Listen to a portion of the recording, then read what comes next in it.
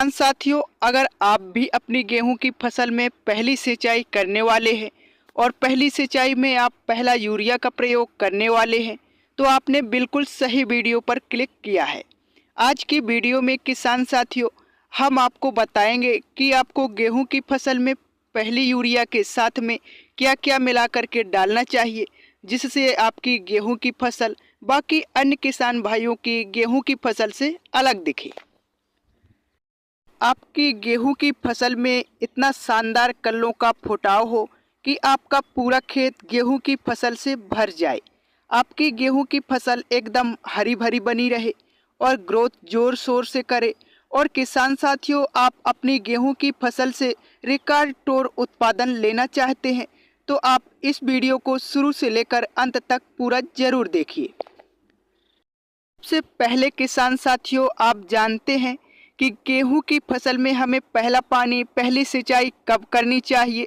अमूमन हमारे किसान भाई यही जानते हैं कि गेहूं की फसल में 21 दिन पर पहली सिंचाई करनी चाहिए, लेकिन किसान साथियों, यह जरूरी नहीं है कि आपको गेहूं की फसल में पहला पानी 21 दिन पर ही लगाना है। अपनी मिट्टी के अनुसार गेहूं की फसल में पानी लगाएंगे तो आपको इससे ज़्यादा फायदा होगा। कई बार हम क्या करते हैं कि 21 दिन पर गेहूं की फसल में पानी लगा देते हैं तो हमारी गेहूं की फसल एकदम से बैठी बैठी सी हो जाती है, उसमें पीलापन आने लगता है और भी कई बीमारी आ जाती है। तो पहला पानी किसान साथियों, आप इस तरीके से लगाएंगे जो हम आपको बता रहे हैं तो आपकी गेहूं की फसल की ग्रोथ नहीं रुकेगी, वह बैठी बैठी सी नहीं होगी और उससे कोई भी रोग नहीं आएगा और पीलापन भी नहीं आएगा। जहां गहरी दोमट काली मिट्टी है उसमें नमी कई दिनों तक बनी रहती है। तो ऐसी मिट्टी में आपको गेहूं की फसल में 25 से 30 दिन में मध्य पानी लगाना चाहिए। अगर आपके खेत की मिट्टी इस प्रकार की है कि उसमें ज़्यादा दिनों तक नमी नहीं बनी रहती, हल्की मिट्टी है, लाल मिट्टी है या फिर पीली मिट्टी है, तो इस तरह की मिट्टी में किसान भाइयों आपको 21 से 25 दिन के मध्य में पहली सिंचाई कर देनी चाहिए। तो किसान साथियों, हमने अच्छे तरीके से पहली सिंचाई करने का सही समय और तरीका समझ लिया है। अब हम बात करते हैं कि पहली सिंचाई करते समय आपको गेहूं की फसल में यूरिया के साथ में क्या-क्या मिला करके डालना चाहिए, जिससे आपकी गेहूं की फसल में शानदार कल्लों का फुटाव हो, गेहूं की फसल की ग्रोथ अच्छी हो, उसमें हरापन बना रहे। तो इसके लिए किसान साथियों, आपको पहला खाद तो यूरिया लेना है। यूरिया की मात्रा की बात करें तो किसान साथियों, आपको यूरिया की मात्रा 2 प्रकार से रखनी है। अगर आपने कम दिनों वाली, कम समय अवधि वाली वैरायटी लगाई है गेहूं की, तो उसमें आपको एक बार यूरिया डालना है और जो एक बैग होता है यूरिया का, उसको आपको 1 बीघा खेत में डाल देना है। गेहूं की फसल में और 1 एकड़ के हिसाब से बात करें तो आपको 2 बैग यूरिया के लेने हैं और 1 एकड़ खेत में डाल देना है। अगर किसान साथियों आपने लंबे समय अवधि वाली गेहूं की वैरायटी लगाई है तो उसमें आपको 2 बार यूरिया का प्रयोग करना चाहिए। पहली बार में आपको यूरिया की मात्रा 30 केजी प्रति बीघा और एकड़ की बात करें तो आपको 60 किलोग्राम प्रति एकड़ के हिसाब से यूरिया की मात्रा रखनी चाहिए। किसान साथियों, यूरिया के साथ में ही आपको कुछ चीज़ें और मिलानी पड़ेंगी। अगर किसान साथियों आपने पहले बुआई करते समय जिंक का प्रयोग गेहूं की फसल में नहीं किया है तो इस समय पर आपको पहली यूरिया के साथ में जिंक का प्रयोग जरूर करना चाहिए। अब जिंक मार्केट में कई प्रकार की आती है, तो उसमें से आपको जो 33% वाली जिंक आती है उसको लेना है।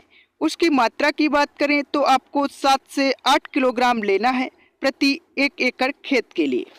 और बीघा में बात करें तो आपको 3 से 4 किलोग्राम लेना है 1 बीघा खेत के लिए। जिंक के किसान भाई साथियों, गेहूं की फसल में चौका देने वाले फायदे मिलते हैं। जिंक गेहूं की फसल पर हरापन बनाए रखता है।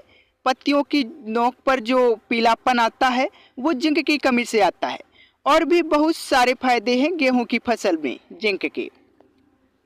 के बाद किसान साथियों, नंबर 2 पर जो पहली यूरिया में खाद मिलाना है वह है सल्फर। सल्फर के किसान साथियों, गेहूं की फसल में बहुत अच्छे फायदे होते हैं। अगर आपने बुआई करते समय सल्फर गेहूं की फसल में नहीं दिया है तो इस समय में जो 90% वाला बेंटोनेट सल्फर आता है उसको आपको गेहूं की फसल में पहली यूरिया के साथ मिला करके जरूर देना चाहिए। इसकी मात्रा की बात करें तो आपको 5 किलोग्राम प्रति एकड़ के हिसाब से और 2 से 3 किलोग्राम प्रति बीघा के हिसाब से सल्फर का प्रयोग पहली यूरिया के साथ में मिला करके गेहूं की फसल में करना चाहिए।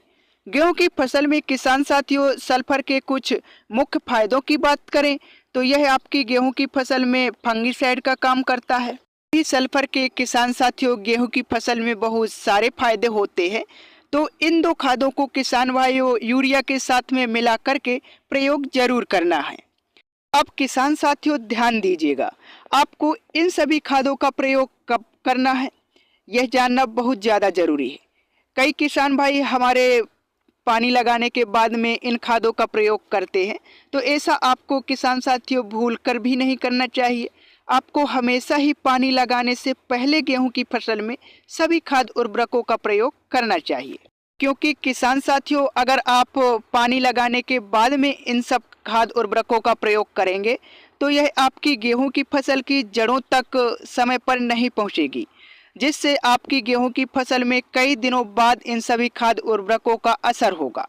और अगर आप पानी लगाने से पहले सभी खाद उर्वरकों का प्रयोग अपनी गेहूं की फसल में करते हैं तो जैसे ही किसान साथियों आप गेहूं की फसल में सिंचाई करेंगे, पानी लगाएंगे, तो तुरंत सभी खाद उर्वरक अपनी गेहूं की फसल की जड़ों के पास पहुंच जाएंगे।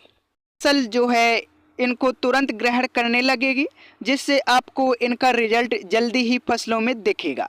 पहली यूरिया किसान साथियों डालने के बाद में, पहली सिंचाई करने के बाद में आपको गेहूं की फसल में एक पहला स्प्रे भी जरूर करना चाहिए। बिल्कुल नाम मात्र के खर्च में किसान साथियों आप यह एक स्प्रे अपनी गेहूं की फसल में कर सकते हैं।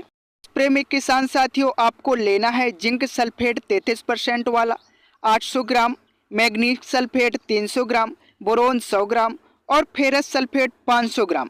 इन चारों का किसान साथियों आपको अलग अलग बर्तन में घोल बनाना है और 150 लीटर पानी के साथ में आपको 1 एकड़ खेत में 2 बीघा खेत में स्प्रे कर देना है।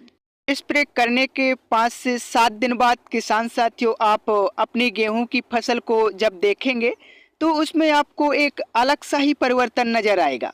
आपकी गेहूं की फसल में किसी कारणवश बैठी बैठी सी हो रही होगी तो वो एकदम से ग्रो करने लगेगी और आपकी फसल में थोड़ा सा भी पीलापन होगा तो वह एकदम से हरापन में बदल जाएगा। और अगर आपको हमारी दी गई जानकारी अच्छी लगी हो तो वीडियो को लाइक, चैनल को सब्सक्राइब और अन्य किसान भाइयों के साथ शेयर जरूर करिएगा।